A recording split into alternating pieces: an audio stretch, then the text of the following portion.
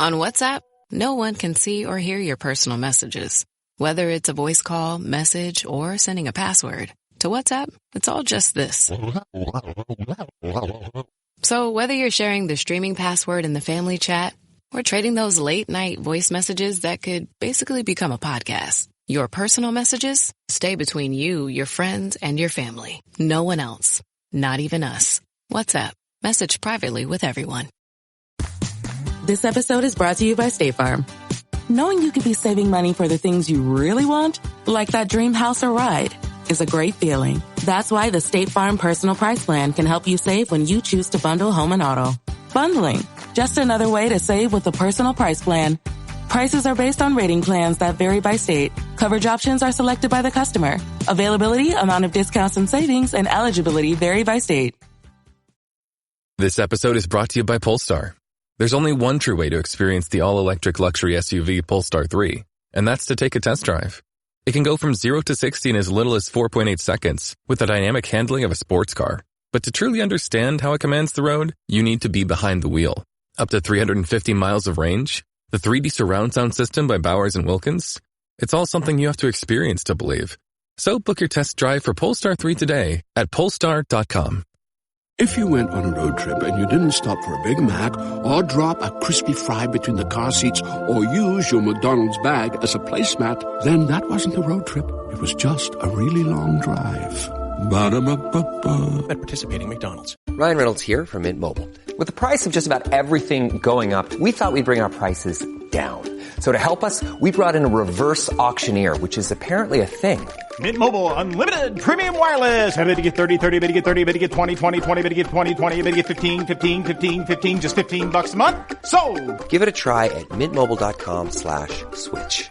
Upfront payment of $45 for 3-month plan equivalent to $15 per month required. New customer offer for first 3 months only. Speed slow after 35 gigabytes if network's busy. Taxes and fees extra. See mintmobile.com. Abstract. Organizational disruptions from events like the COVID-19 pandemic have demonstrated the importance of resilience, an organization's ability to anticipate risks, maintain core functions during crises, and adapt successfully. This article outlines 8 design principles that research indicates can help build resilience into an organization's structures, systems, culture, and operations. Drawing from literature in fields like organizational development, crisis leadership, and strategic management, the principles focus on distributing leadership and information sharing, promoting flexible, modular designs, ensuring redundancy of critical resources, cultivating a learning culture, maintaining flexible funding and resources, conducting scenario planning and training, fostering strategic partnerships, and taking an adaptive approach to goals. The principles are grounded in academic research but presented through the lens of a practitioner's consulting experience.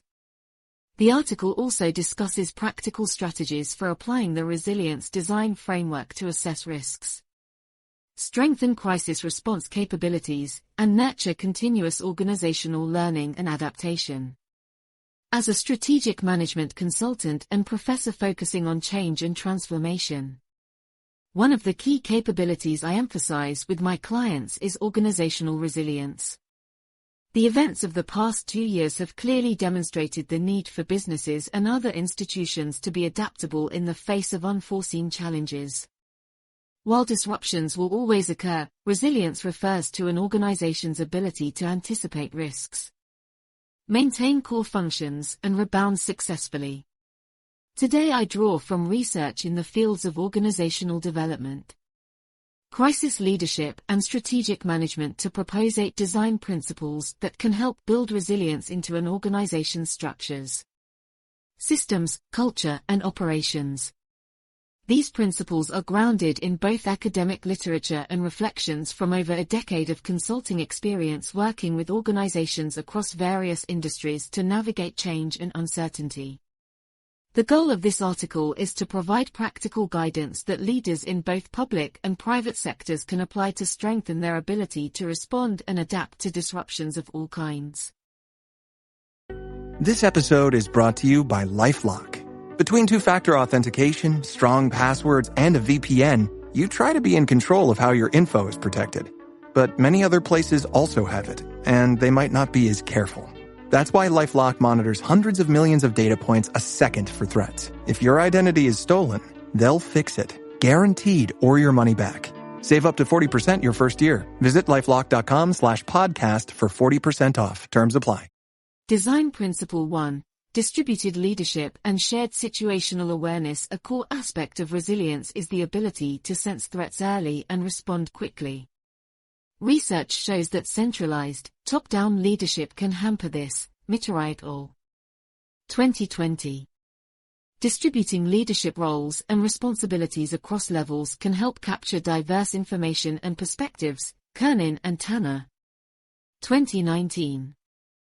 Frequent open communication also builds shared, situational awareness of risks and weak signals. Boyne et al. 2017.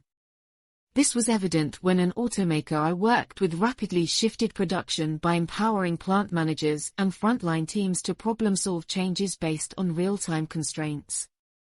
Design Principle 2. Flexible operational processes and structures. Organizational structures and processes need flexibility to adapt under stress and allow for reinvention. Wieland and Wallenberg. 2013. Overly rigid bureaucracy hinders nimble responses. Boyne et al. 2017. The pandemic showed how healthcare systems with flatter, modular structures coped better than those tied to single facilities. Cosgrove et al. 2020. In consulting for a retail co-op, we recommended shifting from specialized silos to cross-functional pods that could shift priorities weekly to changing demands. This agility served members well during supply chain issues. Design Principle 3. Redundant and dispersed critical resources. Ensuring redundancy of critical infrastructure, supply chains, skills, and talent builds resilience against single points of failure. Carvalho et al. 2012. A utility client faced fewer outages by establishing microgrids rather than relying on centralized power plants alone. Dispersing some assets cross-location or virtually also mitigates risks like natural disasters impacting a single site. Wieland and Wallenberg. 2013. After Hurricane Sandy, hospitals sharing staff via telehealth saw fewer delays in care. Design Principle 4. Learning culture that values adaptation. A culture that treats crises and disruptions as opportunities for improvement rather than blame is key to resilience. Lee et al. 2013.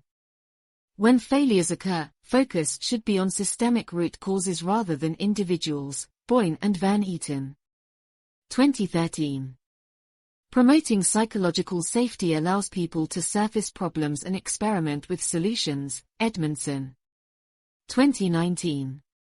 This was exemplified in how a mid-sized manufacturer evolved quality processes after the 2008 recession by openly discussing lessons across functions.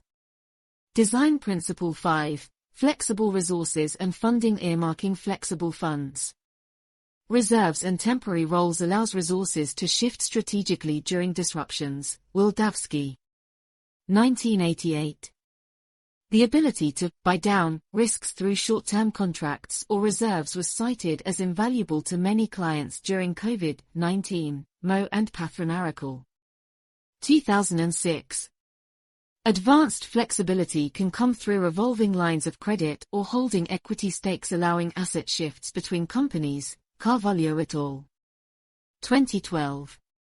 For a technology firm, maintaining a talent pool of contractors proved critical to pivoting projects on tight timelines.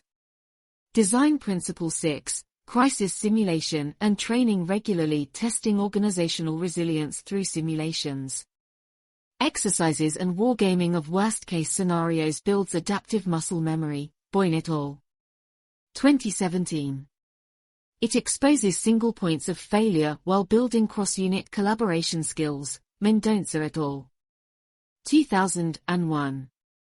Realistic scenarios help equip diverse teams for cascading. Unpredictable consequences not foreseeable through assumption-based planning alone. Boyne and Van Eaton. 2013. Our simulations with a biotech company to practice pandemic responses paid off as they had fewer internal crises to navigate initially in COVID-19. Design Principle 7, Strategic Partnerships and Ecosystem Connections. No organization is truly self-sufficient. So building webs of external relationships enhances resilience. Solomon et al. 2016. Strategic alliances allow resource sharing, skills transfer and mutual aid that proved invaluable for some businesses during supply shocks. Carvalho et al. 2012. Government-community coordination also boosted crisis responses in many sectors. Capucu et al. 2010. A healthcare network kept facilities running by leveraging regional staffing agreements forged pre-pandemic between competitors. Design Principle 8, Adaptive strategic direction and goals, while maintaining a clear strategic North Star, is important for navigating uncertainty. Goals and priorities may need revising given changed conditions. Hacklin et al. 2018. Resilient strategies embed options to pivot or abandon initiatives if disruptions occur. Wieland and Wallenberg. 2013. They also pursue capabilities like agility and adaptability explicitly as ends in themselves. Hamill and Valikangas. 2003.